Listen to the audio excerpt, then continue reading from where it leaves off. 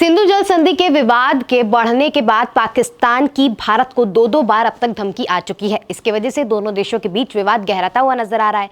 लेकिन इसी बीच में दोनों देशों की तरफ से एक बहुत सकारात्मक खबर निकलकर सामने आ रही है, जिसमें दोनों देशों के बहुत सारे प्रमुख नेताओं ने संयुक्त तौर पर एक चिट्ठी लिखी है भारत के प्रधानमंत्री और पाकिस्तान के प्रधानमंत्री को, जिसमें 117 लोग के हस्ताक्षर हैं दोनों देशों की तरफ से। इसमें भारत के बहुत सारे लोग, प्रमुख नेता शामिल हैं, जिसमें फारूक अब्दुल्ला, महबूबा मुफ्ती और आरजेडी नेता मनोज झा का नाम शामिल है।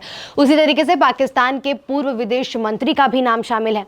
अब ये सारी बातें भारत और पाकिस्तान के संबंधों के बीच सकारात्मक पहल करने की बात तो की गई है। इसमें यह कहा गया है कि दोनों देश जो हैं वो टकराव की जगह बातचीत का रास्ता चुने। इसमें मुख्य तौर पर 12 जो हैं पॉइंटर्स रखे गए हैं, वो मैं आपको बताती हूं। जिसमें पहली मांग ये है कि दोनों देशों के बीच संवाद जो है वो दोबारा शुरू किया जाए। दूसरी मांग है कि जम्मू कश्मीर समेत सभी विवादित मुद्दों पर बारीकी से बातचीत जो है वो होनी चाहिए।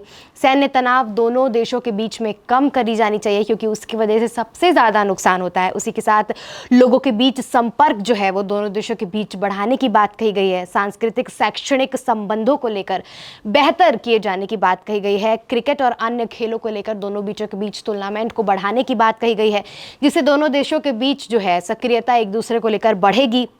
उसी के साथ दोनों देशों के बीच हाई मार्ग जो है उसको विकसित करने की बात की गई है। वीज़ा जो प्रक्रिया है दोनों देशों के बीच उसको आसान करने की बात की गई है, ताकि बहुत आसान तरीके से आवाजाही जो है वो दोनों देशों के बीचों में हो पाए। उसको लेकर फिर आगे भी नवा पॉइंट जो है, ये दोनों देशों के बीच हाई कमीशन को लेकर नियुक्ति की बात भी की गई है। ये महत्वपूर्ण है।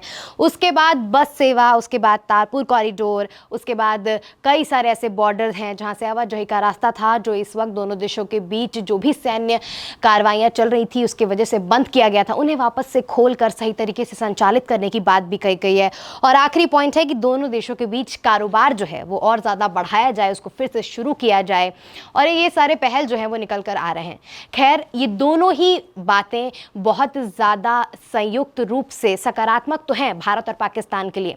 लेकिन यहाँ पर सवाल ये उठता है कि इन नेताओं की अपील और चिट्ठी में किए गए दावों को लेकर दोनों देशों के बीच संबंध तो अच्छे हो सकते हैं, और भारत बहुत हद तक इस तरीके के संबंधों में अपनी फ्रेंडली नेचर दिखाते हुए नजर आता है। लेकिन पाकिस्तान बहुत ज़्यादा, मैं कह सकती हूँ, क्रूर होता हुआ नजर आता है, क्योंकि विश्वासघात जो एक शब्द है वो पाकिस्तान की तरफ से कहीं ना कहीं से इनडायरेक्टली शामिल हो जाता है। सामने से तो पाकिस्तान दिखाता हुआ नजर आता है कि वो साथ दे रहा है और चीज़ों को बेहतर करने की कोशिश कर रहा है दोनों देशों के संबंधों के बीच, जो इतने समय से बहुत ज़्यादा लड़ाई झगड़े और युद्ध के बीच में चल रहे हैं। लेकिन अगर इस चिट्ठी में किए गए दावों और इन नेताओं की बातों पर गौर किया जाता है और दोनों देशों के प्रधानमंत्री से किए गए अपील पर काम किया जाता है, तो दोनों देशों के लिए बहुत ज़्यादा बेहतरी होगी। अब आने वाला समय बताएगा कि इस चिट्ठी में किए गए दावे और जितनी भी रिक्वेस्ट की गई हैं उस पर दोनों देश मिलकर कैसे काम करते हैं और पाकिस्तान का इस पर क्या रुख रहता है, वो बहुत महत्वपूर्ण होता है।